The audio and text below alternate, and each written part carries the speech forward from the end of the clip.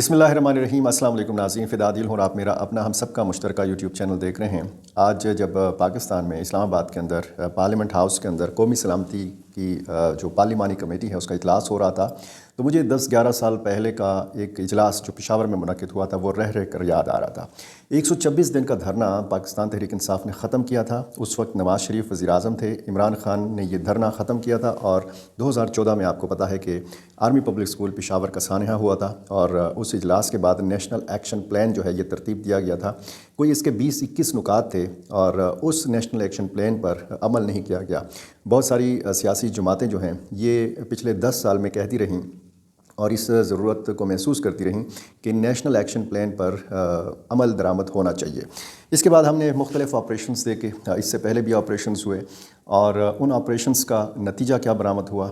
جو نقل مکانیاں ہوئیں، لوگوں نے ہجرت کی، لوگوں نے اپنا گھر بار چھوڑا، اپنا کاروبار چھوڑا، اور اس طرح ہم نے یہ بھی دیکھا ماضی میں کہ مختلف علاقوں میں ملیٹنٹس کے ساتھ معاہدے ہوئے، ان معاہدوں کا کیا نتیجہ برآمد ہوا؟ آج جب اس پارلیمانی کمیٹی میں نیشنل سیکیورٹی کے حوالے سے جو تھی، اس میں مختلف باتیں ہوئیں۔ یہ تو ایک تو 5.25 گھنٹے یہ اجلاس رہا، غیر معمولی اجلاس تھا، کیونکہ وزیر اعظم شہباز شریف نے بھی اس میں شرکت کی اور army chief general Syed Asim Munir نے بھی اس میں شرکت کی۔ باقی سیاسی جماعتوں کے جو رہنما ہیں وہ بھی شریک ہوئے۔ پی ٹی آئی نے اس میں شرکت نہیں کی۔ اس پر بھی تفصیلی بات کرنی ہے کہ پی ٹی آئی نے کیوں شرکت نہیں کی اور اس کے لیے کتنا بڑا یہ نقصان ثابت ہو سکتا ہے۔ یہ معاملہ، اس میں مولانا فضل الرحمان نے کیا بات کی، علی امین گنڈاپور نے کیا کہا، اور عمران خان نے کیا بیان جاری کیا ہے، جیل کے اندر انہوں نے کیا کہا ہے اپنی ہمشیرہ سے ملاقات کے دوران، وکلاء سے ملاقات کے دوران، اور آپ کو یہ بھی بتانا ہے کہ خواجہ آصف نے کیا کہا ہے افغانستان کے اندر ایکشن لینے کے حوالے سے۔ آرمی چیف نے بھی خطاب کیا ہے۔ ظاہر ہے کہ تقریباً کوئی 50 منٹ تک انہوں نے بریفنگ دی ہے افغانستان کی سرزمین کے استعمال کے حوالے سے بھی، اور جو بلوچستان میں اور خیبر پختونخوا کے مختلف واقعات ہیں اس حوالے سے بھی۔ تفصیلی ویڈیو کی جانب بڑھنے سے پہلے میری آپ سے گزارش ہے کہ میرا چینل آپ نے ابھی تک سبسکرائب نہیں کیا تو یہ کر لیجئے اور مجھے اپنی رائے سے ضرور نوازا کیجئے۔ سب سے پہلے میں آپ کو کچھ واقعات کے حوالے سے بتاؤں۔ ایک تو ٹانک اور جنوبی وزیرستان میں ایک بار پھر کرفیو جو ہے وہ نافذ کر دیا گیا ہے۔ مختلف علاقے بتائے گئے ہیں کہ یہ شاہراہیں یہاں پہ بند رہیں گی۔ اسی طرح بنو سے کچھ آوازیں اٹھی ہیں، بنو کے وکلاء نے، بنو کے جو ایم این اے ہیں تحریک انصاف کے مولانا نسیم علی شاہ، انہوں نے کہا ہے کہ ہمیں کسی قسم کا آپریشن، کسی قسم کی نقل مکانی جو ہے یہ منظور نہیں ہے۔ بنو کے عوام نے کافی سفر کیا ہے، قربانیاں دی ہیں، اور ان قربانیوں کا صلہ ان کو یہ مل رہا ہے کہ اہم شاہراہیں جو ہیں، بنو میران شاہ روڈ کو جگہ جگہ پہ بند رکھنا، جمعہ خان روڈ کو بند رکھنا، اور اس طرح بنو کے لوگوں کو یہ بتانا کہ جو آپریشن ہوگا آپ کو نقل مکانی کرنا پڑے گی، تو یہ چیزیں انہوں نے کہا کہ ہمیں منظور نہیں ہے۔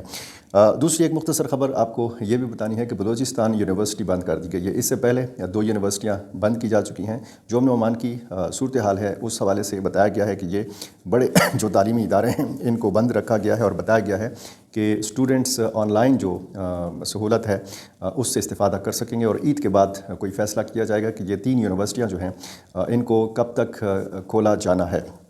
طورخم سرحد بدستور بند ہے۔ کوئی 26-27 دن ہو گئے ہیں یہ سرحد بند ہے، اور ایک جو جرگہ ہوا تھا پاکستان اور افغانستان سائڈ سے، تو اس میں یہ اتفاق ہوا تھا کہ ایک تو متنازع تعمیرات جو ہیں یہ نہیں کی جائیں گی، سیز فائر ہوگا، دونوں طرف سے فائرنگ کا سلسلہ نہیں ہوگا، اور پھر اس کے بعد بتدریج جو ہے اس گیٹ کو، طورخم سرحد کو کھول دیا جائے گا۔ طورخم سرحد کے حوالے سے آج جو ہے وہ امکان تھا کہ کوئی اچھی خبر آئے گی، لیکن وہ اچھی خبر اس لیے نہیں آ سکی کہ بتایا گیا ہے کہ افغان حکام نے پاکستانی شرائط تسلیم کرنے سے انکار کر دیا ہے۔ جو افغان سائڈ کا جرگہ تھا وہ گیا، وہ گورنر ننگرہار سے اس کی ملاقات تھی، اور پاکستانی جرگے سے انہوں نے منگل کی شام تک مہلت مانگی تھی۔ منگل کی شام بھی گزر گئی، اور پھر منگل اور بدھ کی درمیانی رات بھی۔ اب بدھ کا دن جو ہے وہ تقریباً شروع ہوا چاہتا ہے، لیکن طورخم سرحد جو ہے نہیں کھولی جا سکی۔ اس جرگے کے جو پاکستان سائڈ سے سربراہ ہیں جواد حسین کاظمی، انہوں نے میڈیا کو بتایا ہے کہ بہت اچھی پیش رفت ہوئی تھی، دونوں جو حکام تو نہیں کہہ سکتے، دونوں ملکوں کا جو جرگہ تھا اس میں اتفاق ہوا تھا مختلف نکات کے حوالے سے، لیکن یہ سرحد کا نہ کھلنا اور اس حوالے سے پاکستان کی سائڈ سے خاموشی اور افغان سائڈ سے پاکستانی شرائط تسلیم کرنے سے انکار جو ہے یہ ایک بہت تشویشناک صورتحال کی طرف اشارہ کرتی ہے۔ خدشات یہ پیدا ہو گئے ہیں کہ اگر اسی طرح کی ہٹ درمی کا سلسلہ جو ہے یہ جاری رہتا ہے تو پھر اس سرحد کو ایک طویل مدت کے لیے جو ہے وہ بند رکھا جا سکتا ہے۔ کچھ ذرائع نے یہ بھی بتایا ہے کہ افغان سائٹ پہ جو طورخم کے قریب بازار ہے اس کو وہاں سے منتقل کرنے کا فیصلہ کیا گیا ہے، کیونکہ حالات کسی بھی وقت پلٹا کھا سکتے ہیں، کسی بھی وقت حالات تبدیل ہو سکتے ہیں اور کشیدگی بڑھ سکتی ہے، بجائے اس کے کہ کشیدگی کم ہو، کشیدگی جو ہے وہ بڑھ سکتی ہے، کیونکہ نیشنل جو سیکیورٹی کی پارلیمانی کمیٹی ہے اس میں بھی بار بار افغانستان کا ذکر کیا گیا ہے، افغانستان کی سرزمین کا ذکر کیا گیا ہے۔ اور اس حوالے سے جواد حسین کاظمی یہ بتا رہے تھے میڈیا کو کہ 24 دنوں میں کوئی $72 ملین کا نقصان ہو چکا ہے، تجارت کا، باہمی تجارت متاثر ہو رہی ہے، آپ کو پتہ ہے۔ آتے ہیں اس اہم معاملے پہ بات کرتے ہیں۔ یہ پاکستان کی تاریخ کا انتہائی ایک اہم اجلاس آپ اس کو کہہ سکتے ہیں، کیونکہ اس میں پورے ملک کی جو سیکیورٹی صورتحال ہے وہ اس میں ڈسکس ہوئی ہے۔ قومی سلامتی کی پارلیمانی کمیٹی کا جو یہ اجلاس ہے اس میں ایک تو نیشنل ایکشن پلان اور عزم استحکام پر عمل درآمد کے حوالے سے بات کی گئی ہے اور فیصلہ کیا گیا ہے کہ سخت ایکشن لیا جائے گا دہشت گردوں کے خلاف، اور جو جس طریقے سے سوشل میڈیا کا استعمال کیا جا رہا ہے یا جو دہشت گرد تنظیمیں ہیں وہ ڈیجیٹل نیٹ ورکس جو ہیں جس طریقے سے استعمال کر رہی ہیں ان کا خاتمہ کیا جائے گا۔ اس اجلاس میں آرمی چیف نے بریفنگ دی جو اس وقت صورتحال ہے افغان سرزمین پر جو ملیٹنٹس کی موجودگی ہے اس حوالے سے بتایا army chief general Syed Asim Munir نے، اور بتایا کہ ان تنظیموں کو کیسے اور کہاں سے مالی سپورٹ جو ہے یہ مل رہی ہے۔ بتایا آرمی چیف نے کہ ہم ہر طرح کی کارروائی کریں گے دہشت گردوں کے خلاف، اور انہوں نے کہا کہ حالیہ جو بلوچستان اور خیبر پختونخوا میں دہشت گردی کے واقعات ہیں اس کے پیچھے راہ اور افغانستان ملوث ہیں۔ آرمی چیف نے یہ بھی کہا کہ پاکستان کو ہارڈ سٹیٹ بنانے کی ضرورت ہے، کب تک ہم سافٹ سٹیٹ بن کر پہ بنا جانوں کی قربانیاں دیتے رہیں گے۔ اب ظاہر ہے کہ ان کا اشارہ جو ہے یہ اس جانب بھی تھا کہ حکومتیں جو ہیں یہ اس طریقے سے اپنا کردار نہیں ادا کر رہی جس طریقے سے ان کو کردار ادا کرنا چاہیے، اور وہ بتا رہے تھے کہ اب ہمیں ایسا سٹیٹ بننا ہے کہ ہم صرف اب قربانیاں نہیں دیں گے، اب ہم ترقی بھی کریں گے، آگے بھی بڑھیں گے۔ اور انہوں نے کہا کہ ملک کی سلامتی سے بڑا کوئی ایجنڈا نہیں ہے، کوئی شخصیت نہیں، کوئی تحریک جو ہے وہ بڑی نہیں ہے۔ انہوں نے علماء کرام پر بھی زور دیا کہ وہ اسلام کی مسخ شدہ تشریح کا پردہ چاک کریں۔ اچھا، خواجہ آصف نے ایک انتہائی اہم بیان دیا ہے۔ انہوں نے کہا کہ افغانستان کے اندر ایکشن لینا پڑے تو لینا چاہیے۔ افغانستان دہشت گردوں کی سرپرستی کر رہا ہے، یعنی یہ سیدھا سیدھا افغان طالبان کے اوپر الزام ہے۔ اس سے پہلے جو اقوام متحدہ میں پاکستان کے مستقل مندوب ہیں منیر اکرم، انہوں نے بتایا تھا کہ افغان طالبان سرپرستی کر رہے ہیں TTP کی اور باقی تنظیموں کی، تو یہ ایک پہلا سخت بیان تھا، پہلا براہ راست الزام تھا افغان طالبان کے اوپر۔ اور اب یہ خواجہ آصف جو پاکستان کے وزیر دفاع ہیں ان کا یہ کہنا ہے، پہلے یہ کہا جاتا تھا کہ جی افغان سرزمین پاکستان کے خلاف استعمال ہوتی ہے، وہاں پہ TTP یا باقی تنظیمیں موجود ہیں اور وہاں پہ وہ منصوبہ بندی کرتی ہیں، ان تنظیموں کی قیادت افغانستان کے اندر موجود ہے۔ براہ راست افغان حکومت پر کبھی بھی پاکستان نے الزام نہیں لگایا تھا۔ اب اس سے بھی آپ اندازہ لگا سکتے ہیں کہ پاکستان اور افغانستان کے جو تعلقات ہیں وہ کس قدر کشیدہ ہیں کہ براہ راست اب افغان حکومت کے اوپر الزامات جو ہیں وہ عائد کیے جا رہے ہیں۔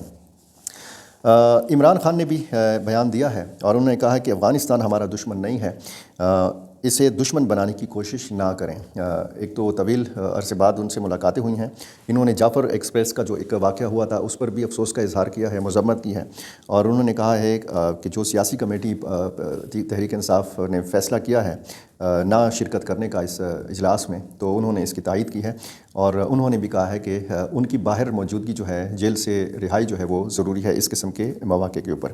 اچھا، اس موقع پہ جو ہے وہ ظاہر ہے کہ یہ ایک ایسا موقع تھا کہ جس کے حوالے سے بڑی بات ہو رہی ہے سوشل میڈیا پر، اور میڈیا پر بڑے تبصرے ہو رہے ہیں کہ PTI نے آخر اس اجلاس میں شرکت کیوں نہیں کی۔ اس پر میں آتا ہوں، بات کرتا ہوں۔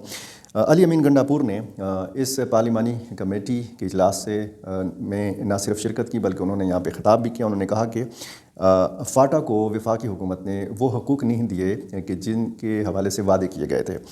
بد اعتمادی کا خاتمہ کرنا ہوگا، ایک دوسرے پر بھروسہ بڑھانا ہوگا، اور انہوں نے فوج کی قربانیوں کی بھی تعریف کی اور کہا کہ ہم اپنی فورسز کا مورال بڑھانے کے حوالے سے اقدامات کر رہے ہیں۔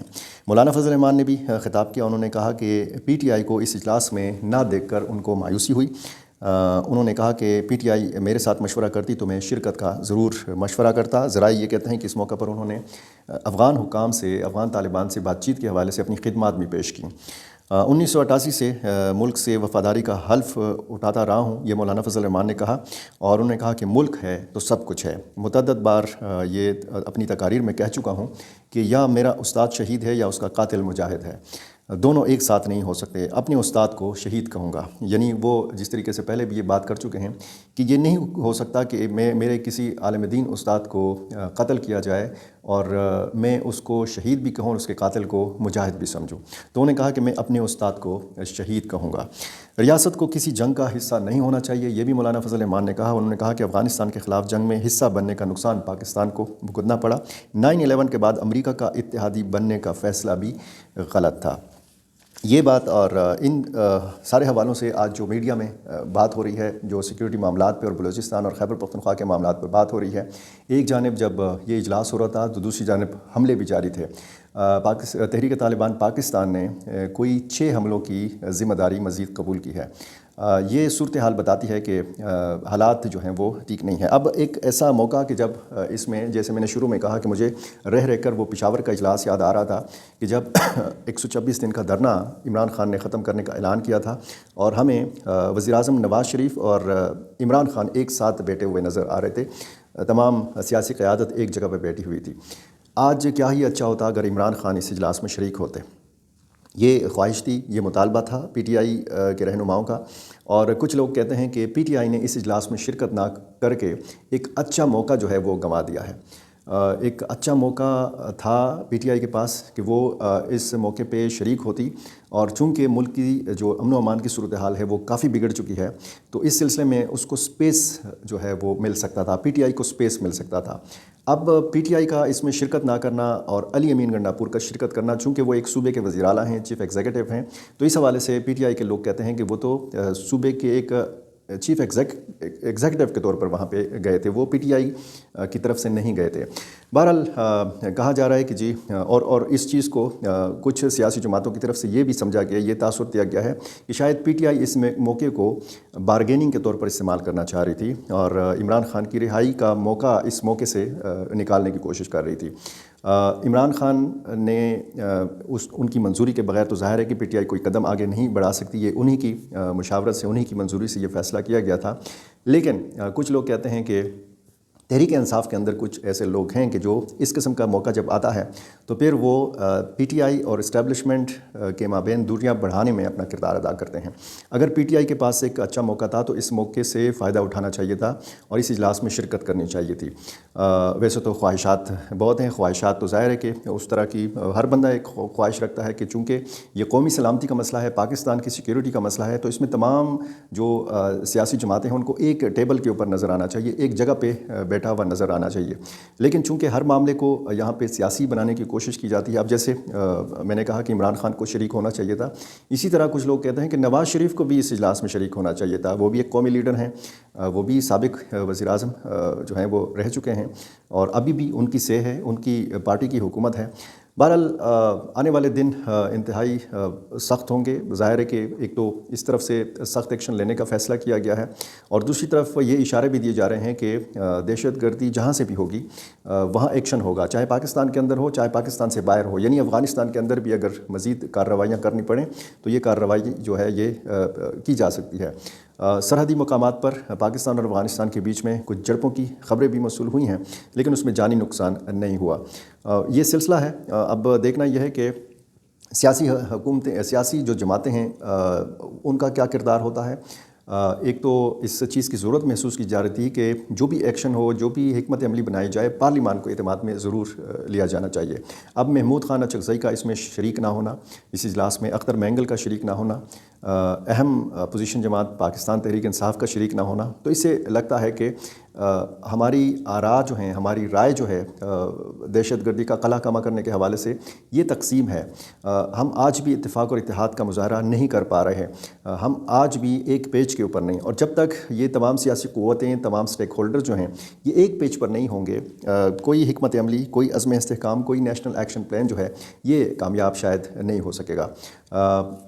یہی معاملات میں آپ کے ساتھ روزانہ کی بنیاد پر تقریباً ڈسکس کرتا ہوں. یہ بھی چونکہ سیکیورٹی کا معاملہ تھا، میں سیاست پر زیادہ بات نہیں کرتا، تو اسی طرح کے معاملات آپ نے جاننے ہیں تو میرے ساتھ جڑے رہیے. مجھے اپنی رائے سے ضرور نوازا کیجیے اور یہ ضرور بتایا کیجیے کہ آپ کہاں سے، کون سے شہر سے اور کس ملک سے مجھے دیکھ رہے ہیں. بہت شکریہ.